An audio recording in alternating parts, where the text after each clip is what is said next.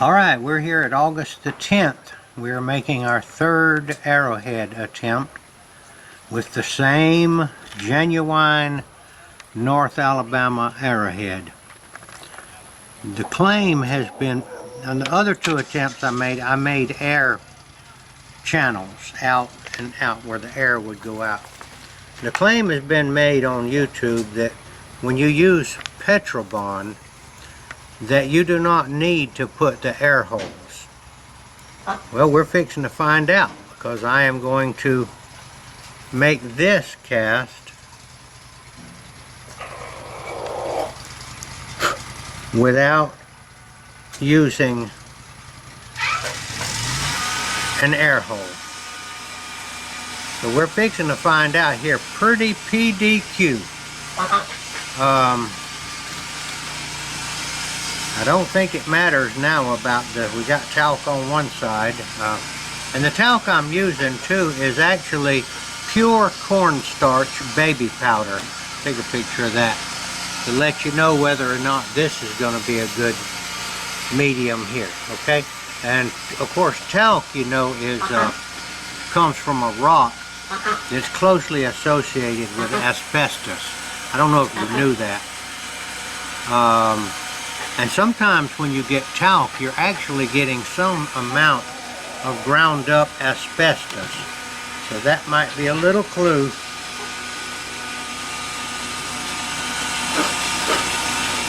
That you may not need, you may not want to use real talc that's been associated with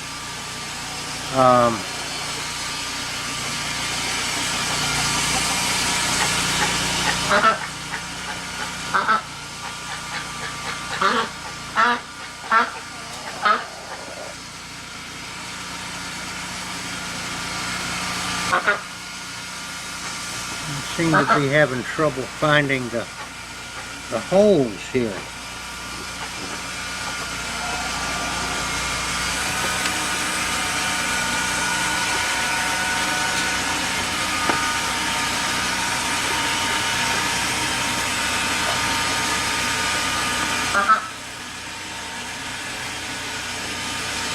Well, why can't I find the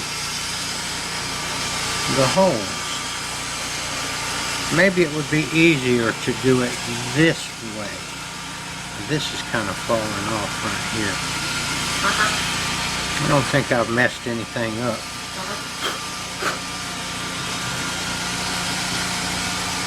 Let's try it this way.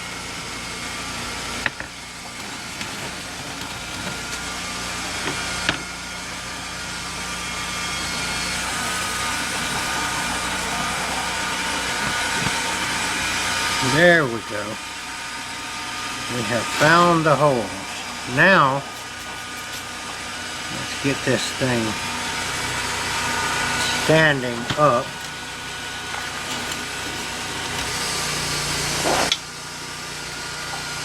I think we get it. Alright, we're going to cut the camera off now because I need my camera lady to help me hold this. And then we'll come back. Alright, I did not need the clamps because I'm pouring it this way rather than this way.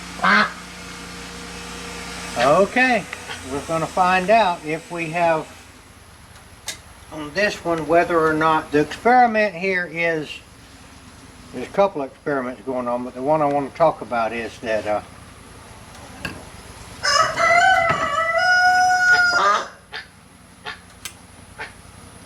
if we need air holes, I don't know exactly how much silver I've got in here, but I promise you I got way more than I need. Alright, let's see what happens here.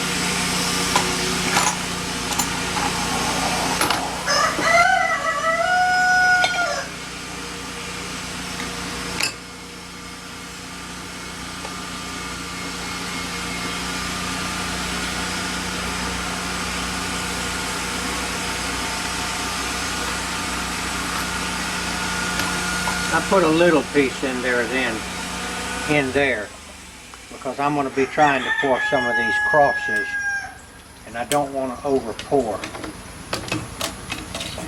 It won't take long for that. And I guess that thing has cooled off enough to open it. So we'll take it back over here. Curious how hot it is.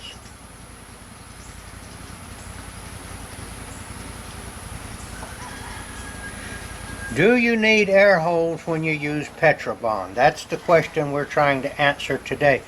The other two arrowheads that I did, I put the air holes, but that was before I saw a YouTube video that said that you don't need the air holes. So we're fixing to see what happened here.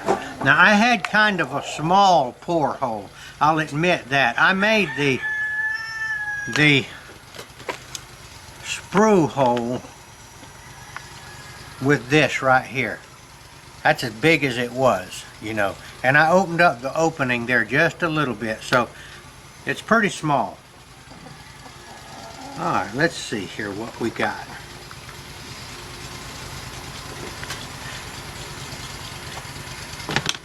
Succeed or fail.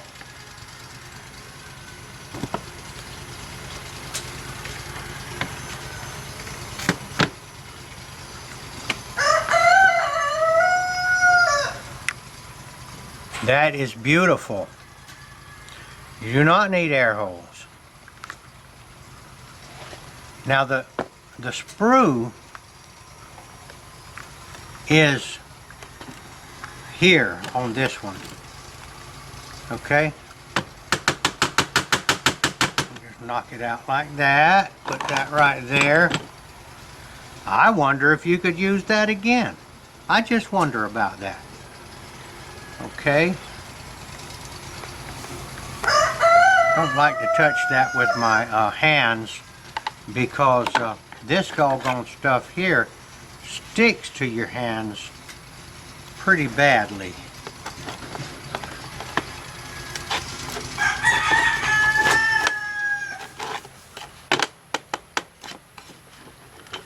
So now the sprue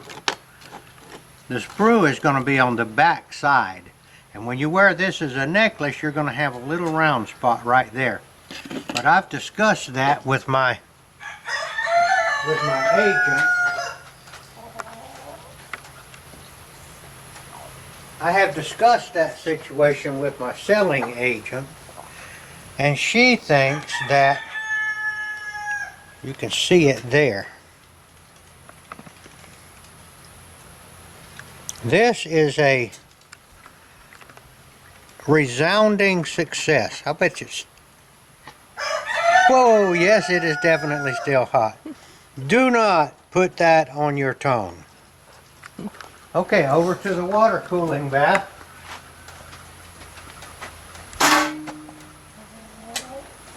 It's not going to sizzle because it cooled off pretty much in the... Alright, now we're going to cut this off. I'm making this video, well, to talk about whether you need air holes in the Petrobond. And apparently the Petrobond is has enough air. It's made with a larger sand, and apparently the oil burns away from it, and basically you don't have to put the air holes in it. There it is right there. There is the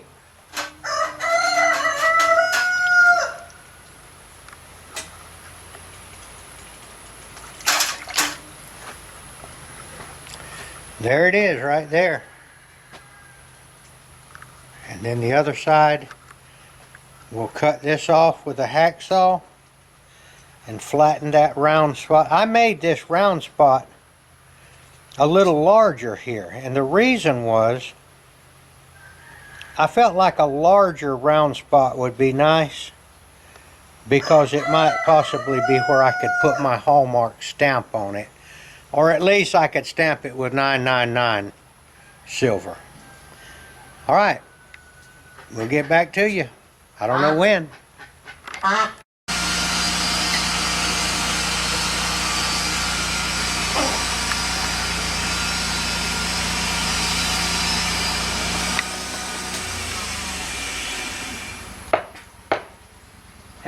into 2 of them. Isn't that amazing?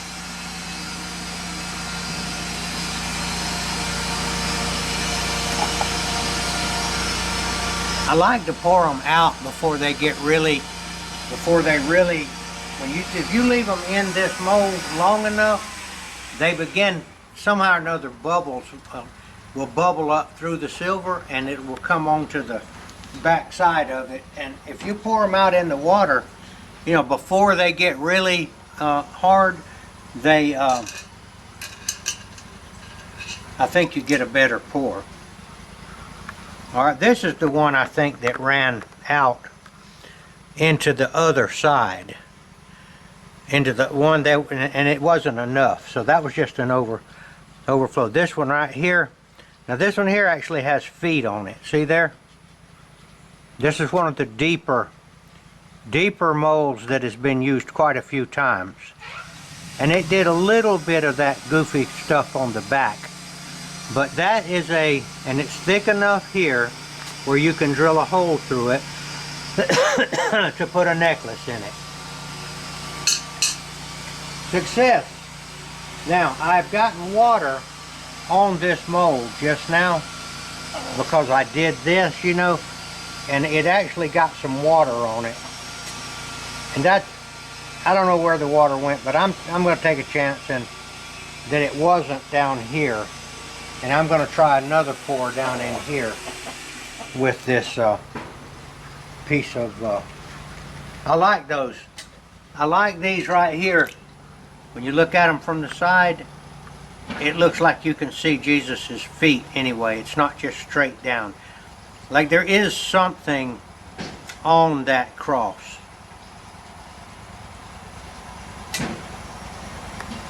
Now let's don't forget what this represents. This represents the torture cross of Jesus, where he spilled his perfect blood in atonement for our sin. So if you wear a cross, you're making a statement. Some people are a little shy about talking about Jesus. I can understand that. But that right there, you can wear that and you're talking. You're saying, this is what I believe in. Not that many people wear a cross that don't believe. Now beware of this. Some people wear them upside down like this. That's a person that's making a statement that I hate Jesus and I don't believe in Jesus. But if they don't believe in Jesus, how come they even wear a cross at all? I think they're saying,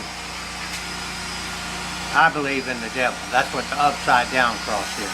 That's just my opinion. Take it for what it's worth. Alright, I think we'll wind this video up right here. I'm making this video for the purposes of advertising my arrowheads and my crosses. You may find it when you look on the Etsy store and you know, be able to find this and see how these things are made. As you can see, it's not an easy thing. This is a task that requires a great deal of handwork, time, effort, equipment, all that kind of stuff. So I think it's a good product. Signing off.